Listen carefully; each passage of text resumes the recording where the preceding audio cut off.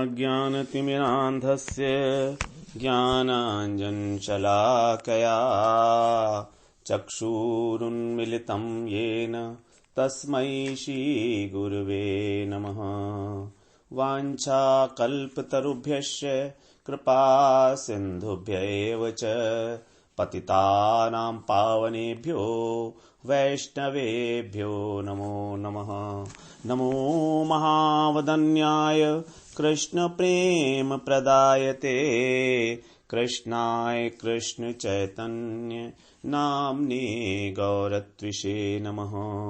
हे कृष्ण करुणा सिंधो दीनबंधो जगत्पते गोपेश गोपिका कांत राधा कांत नमोस्तुते। तप्त कांचन गौरांगी राधे वृंदावनेश्वरी वृषभानुसुते देवी प्रणमामि हरिप्रिये। वृंदायै तुलसीदेव्यै प्रियायै केशवस्य च कृष्ण भक्ति प्रदे देवी सत्यवत्यै नमो नमः। श्री कृष्ण चैतन्य प्रभो नित्यानंद श्री अद्वैत गदाधर शिवासादि गौर भक्त वृंद। हरे कृष्ण कृष्ण कृष्ण हरे हरे, हरे राम राम राम हरे हरे। हरे कृष्णा। सर्वप्रथम मैं अपने गुरुपाद पद्म ओम विष्णुपाद अष्टोत्तर शत श्री श्रीमद् भक्ति वेदांत माधव गोस्वामी महाराज के चरण कमलों में अनंत कोटि दंडवत प्रणाम ज्ञापन करता हूं। हम लोग श्रीमद् भगवद गीता का 6वां अध्याय श्रवण कर रहे हैं। उसमें हम लोग कल तक 4वां अध्याय चौथा श्लोक हमने श्रवण किया। चौथे श्लोक में भगवान ने बताया था कि जो योगारूढ़ पुरुष है, जो योग में आरूढ़ हो गया है, वो उसके लक्षण क्या है। वो ना तो इंद्रियों के भोगों में अर्थात विषयों में आसक्त होता है और न कर्म में आसक्त होता है और सभी संकल्पों का त्याग करने वाला है। ये 3 लक्षण भगवान ने बताए योगारूढ़ पुरुष के। अब आगे बता रहे हैं भगवान 5वें श्लोक में, उद्धरेत आत्मनाम आत्मानम न आत्मानम अवसादेत आत्मैव हि आत्मनो बंधुरात्मैरिपुरात्मनः बंधुरात्मैरिपुरात्मनः। यह 5वां श्लोक। भगवान ने अर्जुन को दूसरे अध्याय के 11वें श्लोक से उपदेश देना आरंभ किया था। वहां से लेकर जो पिछला श्लोक था 4था श्लोक, वहां तक भगवान ने सांख्य योग का, कर्म योग का, दोनों का विस्तृत रूप से वर्णन किया। 3रे अध्याय में, 4थे अध्याय में, 5वें अध्याय में सांख्य योग अर्थात कर्म संन्यास। तो कर्म योग का और कर्म संन्यास का दोनों का वर्णन किया, साधनों का। अब इस श्लोक से भगवान इस अध्याय के अंत तक ध्यान योग का वर्णन, प्रधानतः ध्यान योग का वर्णन करेंगे। 5वें श्लोक से ही भगवान अब ध्यान योग की बात कर रहे हैं प्रधानतः। हमें अब ये बात समझनी है कि ध्यान योग के लिए भगवान ने कोई अलग से षष्ठक नहीं रखा। हम लोगों ने जैसे श्रवण किया कि पहले अध्याय से लेकर 6ठे अध्याय तक का जो षष्ठक है, षष्ठक का मतलब 6 अध्याय, वो 6 अध्याय है कर्मयोग के, और लास्ट के 13 से लेकर 18 तक ज्ञान योग बोला हमने उसको, और 7 से लेकर 12 तक भक्ति योग बोला। तो जो ये ध्यान योग है, इसके लिए कोई पृथक कोई सब वो नहीं रखा, षष्ठक नहीं रखा, बल्कि इस एक चैप्टर में, 6ठे चैप्टर में ही ध्यान योग का वर्णन किया है। क्योंकि ये ध्यान योग कोई पृथक साधन नहीं है। अभी जब हम इसको श्रवण करेंगे तो हमको समझ में आएगा कि ध्यान योग कोई अलग से हम साधन कहें, ऐसा नहीं है। ये जो तीनों साधन हैं, कर्मयोग, ज्ञान योग और भक्ति योग, सबके लिए ध्यान की इंपॉर्टेंट है, क्योंकि सब में ध्यान किया जाता है। सभी के अंदर अपना जो कृतत्व भाव है, अपना जो भोक्तृत्व भाव है, उसका त्याग किया जाता है। तो ये सभी के लिए पालनीय है, सभी के लिए उपयोगी साधन है। इसलिए भगवान ने इसको कर्मयोग और सांख्य योग के बाद में रखा। तीसरे और चौथे अध्याय में कर्मयोग था, पांचवें अध्याय में कर्म संन्यास अर्थात सांख्य योग था, इसके बाद में रखा। और भक्ति योग जो शुरू होने वाला है 7वें अध्याय से, उसके पहले रखा। 7वें अध्याय से हमारा 12वें अध्याय तक चलेगा भक्ति योग, और तीसरा, चौथा और पांचवा, इन तीनों के अंदर कर्मयोग और ज्ञान योग की बात हो गई। तो इन दोनों के बीच में जो एक अध्याय, ये छठा अध्याय है, यहां पर भगवान ने ध्यान योग का वर्णन किया। क्योंकि ध्यान योग का जो संबंध है प्राणों से है, इसमें प्राणायाम, प्राणों की प्रधानता है। प्राणों की प्रधानता है मतलब प्राणों को नियमित करके इसको मन में वश में किया जाता है ध्यान योग में। तो मन में वश, तो प्राणों की क्रिया होने के कारण इसको कर्मयोग के अंदर ही डाल दिया है। जो पहला षष्ठक था हमारा, पहले अध्याय से छठे अध्याय तक कर्मयोग का, उसी के अंत में इसको डाल दिया गया है। तो ध्यान योग का छठे अध्याय में वर्णन करने के दो कारण।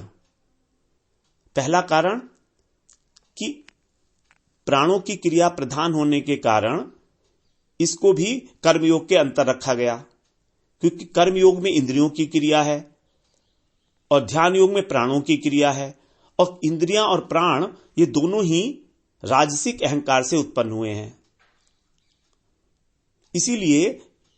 इसीलिए प्राणों की क्रिया को भी कर्मयोग के अंदर ही डाल दिया गया है। ये तो एक बात हो गई। अब दूसरी बात, तीसरे, चौथे और पांचवें अध्याय में कर्मयोग और कर्म संन्यास का वर्णन करने के बाद तथा 7वें अध्याय में भक्ति योग में जाने से पहले बीच का जो अध्याय है, छठा अध्याय, इसमें ध्यान योग को रखा गया है। This is very important to understand कि ध्यान योग की क्या स्पेशलिटी क्या है। क्योंकि मन की एकाग्रता भक्ति योग में भी चाहिए, कर्म योग में भी चाहिए और ज्ञान योग में भी चाहिए। अगर एकाग्रता नहीं होगी मन की तो कोई भी योग संभव ही नहीं है। इसीलिए इसको यहां पर रखा है। अब यहां पर इस श्लोक में देखिए, उद्धरेत आत्मना आत्मानम न आत्मानम अवसादयेत, आत्मैव ही आत्मनो बंधुरात्मैव रिपुरात्मनः। आत्मा शब्द को 7 बार यहां पर प्रयोग में लाया गया है। यही एक ऐसा श्लोक है, पहली बार और अंतिम बार, जिसमें 7 बार आत्मा शब्द का उपयोग हुआ है। तो पहली पंक्ति में 3 बार आत्मा शब्द आया और दूसरी पंक्ति में 4 बार आत्मा शब्द आया। आत्मा शब्द के 7 अर्थ हम लोगों ने पहले श्रवण कर लिए हैं। आत्मा के 7 अर्थ होते हैं। 7 अर्थ कौन कौन से हैं आत्मा के? ब्रह्म, शरीर, मन, बुद्धि, धृति, स्वभाव और प्रयास। जब हमने ब्रह्म कहा तो ब्रह्म का मतलब हमको आत्मा और परमात्मा दोनों ही हो गए इसमें।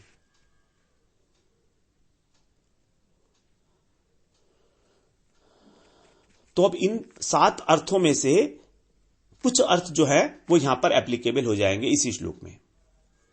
पहले वाले आत्मना, पहले क्या उद्धरेत आत्मना, यहां आत्मना का अर्थ है, यहां पर क्या है? आत्मना। आत्मना तृतीया विभक्ति है यहां पर, अर्थात आत्मा के द्वारा। आत्मा के द्वारा। उद्धरेत का मतलब है उद्धार करना। उद्धरेत मतलब उद्धार करो, यह भी आज्ञावाचक आता है। भगवान यहां आज्ञा दे रहे हैं कि हमें क्या करना है। क्या करना है हमको? उद्धरेत, उद्धार करो। कैसे करो? आत्मना, अर्थात आत्मा के द्वारा। तो यहां पर आत्मा का अर्थ हम ले रहे हैं मन, मन के द्वारा। कैसा मन? जो विषयों में आसक्त नहीं है, अनासक्त, अनासक्त मन के द्वारा। तो ये तो हो गया पहला आत्मना। अब आता है आत्मानम। आत्मानम का मतलब अब क्या करना है, उस मन के द्वारा क्या करना है? आत्मानम। आत्मानम का मतलब है अपनी आत्मा का। तो दूसरा वाला जो आत्मानम शब्द है, आत्मनम, आत्मानम शब्द है, उसका अर्थ होगा आत्मा। तो अपनी आत्मा का उद्धरेत माने उद्धार करो। क्या उद्धार करना है आत्मा का? हमारी आत्मा कृष्ण से विमुख होकर, माया के चंगुल में आकर हमको स्वयं को इस संसार सागर में डाल रही है, इस संसार में आवागमन के चक्र में हमको घुमा रहा है। कारण क्या है इसका? हमारी अविद्या, अज्ञान। और यह अज्ञान कहां से पैदा हुआ? क्योंकि हम कृष्ण के विमुख हो गए। जब कृष्ण से विमुख हो जाता है जीव, तब उसको माया जो है वो पकड़ लेती है और उसको अज्ञान के सागर में डाल देती है। यह अज्ञान का सागर ही है संसार। तो इस संसार सागर में गिरने से बचाओ अपने को। गिरने का मतलब है पतित मत हो, ऊपर उद्धार करो अपना। फिर आगे बता रहे हैं, न आत्मानम अवसादयेत। न आत्मानम, यहां पर भी आत्मानम, आत्मानम का मतलब यहां पर भी आत्मा ही है।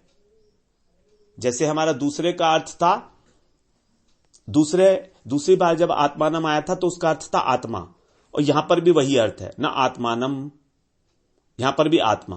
तो न आत्मानम अवसादयेत, यानी अपनी आत्मा को अवसादयेत। अवसादयेत का मतलब अधोगति, अवसाद में डूब जाना, पतित करना। अवसाद का मतलब होता है डिप्रेशन, नीचे गिरना। तो उस आत्मा को अधोगति में मत होने दो उसको। तो मन के द्वारा आत्मा का उद्धार करो और आत्मा को अधोगति में मत डालो।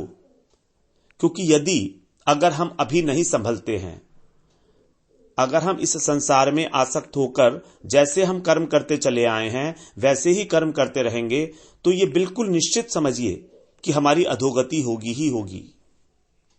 हमारे उद्धार का, हमारे कल्याण का और कोई चांस नहीं रहेगा, कोई अवसर नहीं मिलेगा।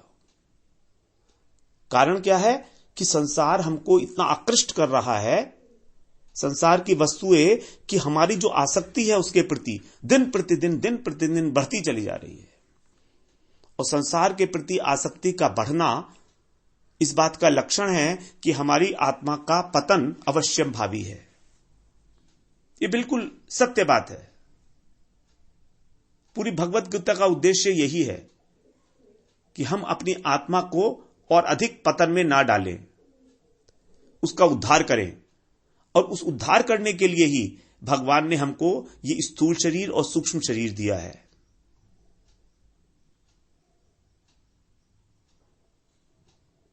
सूक्ष्म शरीर मतलब मन, बुद्धि, अहंकार और चित्त।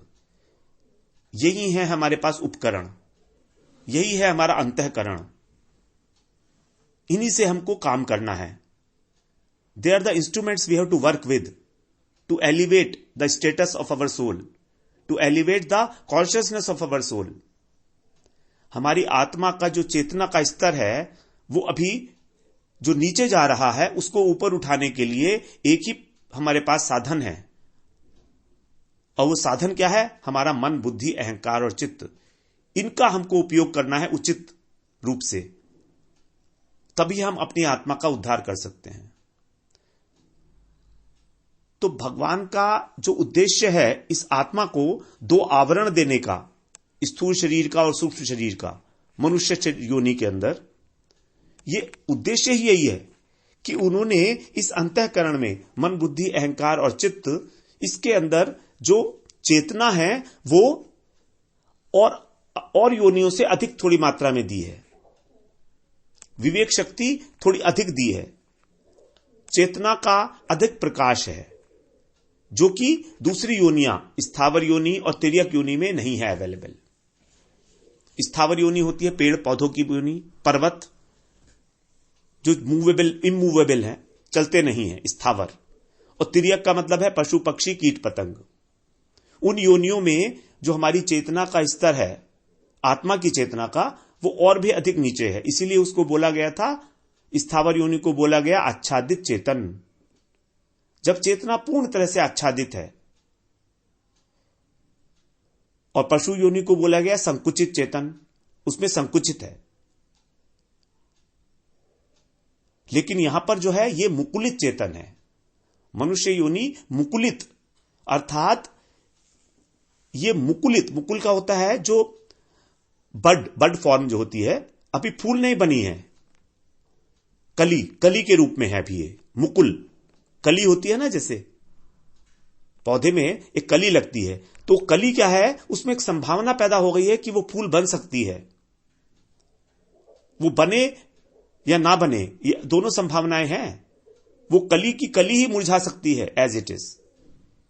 अगर उसको प्रॉपरली हमने उसका पोषण नहीं किया, उसका सिंचन नहीं किया, उसका ध्यान नहीं रखा, तो वो जो कली है वो मुरझा जाएगी। और फिर क्या होगा, फिर हम संकुचित चेतन अवस्था में पहुंच जाएंगे। क्योंकि मुकुलित चेतन का मतलब है एक संभावना मात्र। तो मनुष्य शरीर में एक संभावना पैदा हो जाती है कि हम लोग अपनी चेतना का विकास कर सकें और उसको विकसित चेतन की ओर ले जा सकें। और विकसित चेतन पर ले जाने के लिए हमको शास्त्रों का, गुरु का आश्रय लेकर साधु संग करके भजन करना होगा। तो जो साधक है, कर्म योग, ज्ञान योग, भक्ति योग, ध्यान योग का जो साधक है, उसी को बोलेंगे हम विकसित चेतन।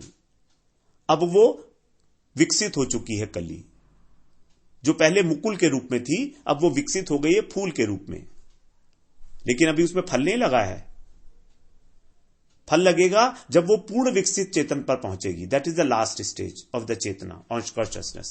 There are 5 stages of the consciousness: आच्छादित चेतन, संकुचित चेतन, मुकुलित चेतन, विकसित चेतन और पूर्ण विकसित चेतन।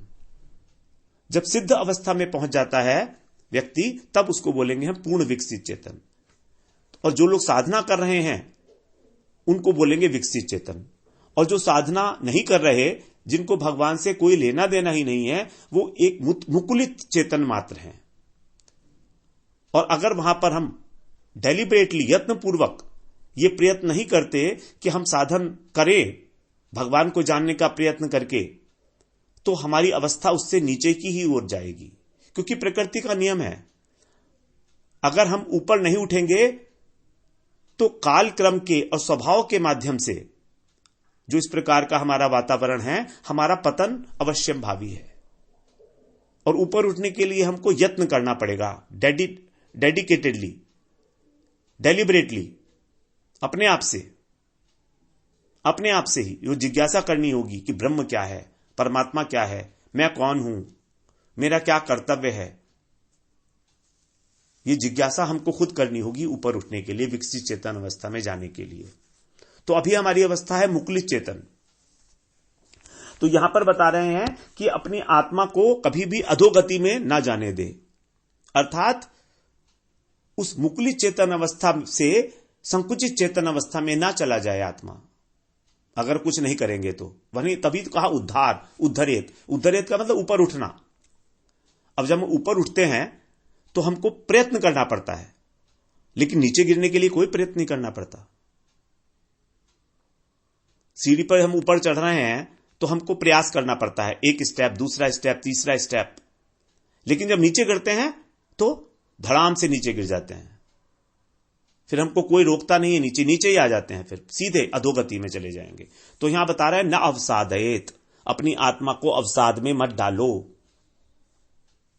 अधोगति में मत डालो, पतित मत करो। ऐसा क्यों नहीं करें, क्या कारण है? क्या कारण है?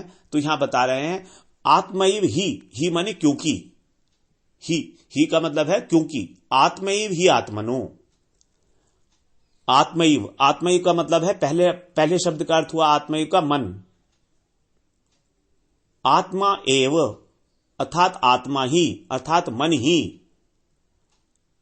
केवल मन ही और कुछ नहीं, केवल मन ही।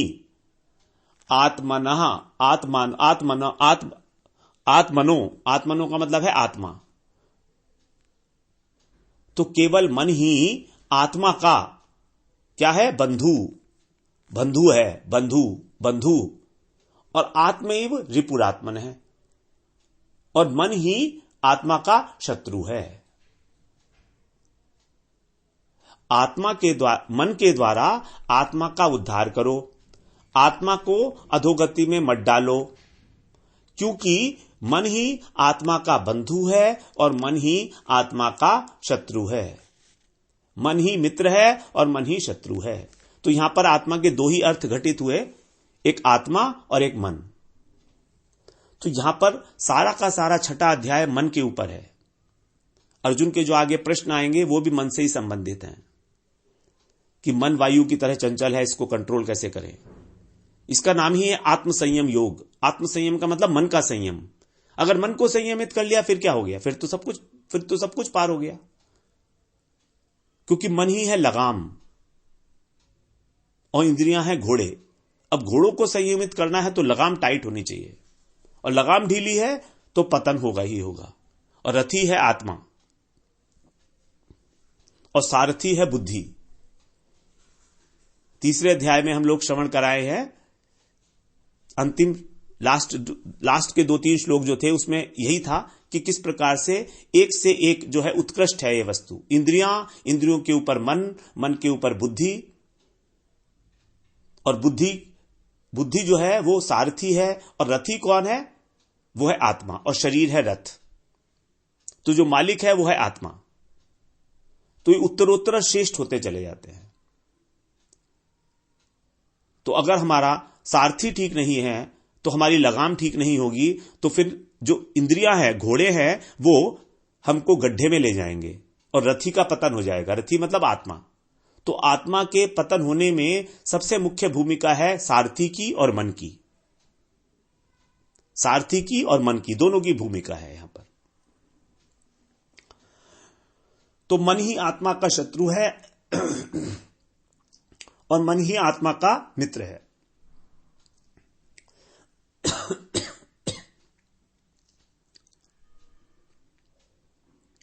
तो ध्यान योग में मन की प्रधानता बताई गई है। मन को शुद्ध करना है, मन को स्थिर करना है, मन को एकाग्र करना है। इसलिए इस अध्याय में भगवान अधिकांश रूप से मन की ही चर्चा करेंगे। हम लोग बुद्धि की चर्चा दूसरे अध्याय में कर आए हैं। वहां पर बुद्धि शब्द का भगवान ने बुद्धि शब्द का ही भगवान ने 45 से भी अधिक बार प्रयोग किया है। नहीं, 45 नहीं, बुद्धि शब्द का प्रयोग वहां पर 20-22 बार किया है दूसरे अध्याय में, और पूरी गीता में 45 से अधिक बुद्धि शब्द का उपयोग किया गया है। भगवान ने लगभग 50 के लगभग बुद्धि शब्द का उपयोग किया है। तो इस अध्याय में, छठे अध्याय में मन की ही चर्चा होगी अधिकांशतः, क्योंकि सांख्य योग के अंदर बुद्धि प्रधान है।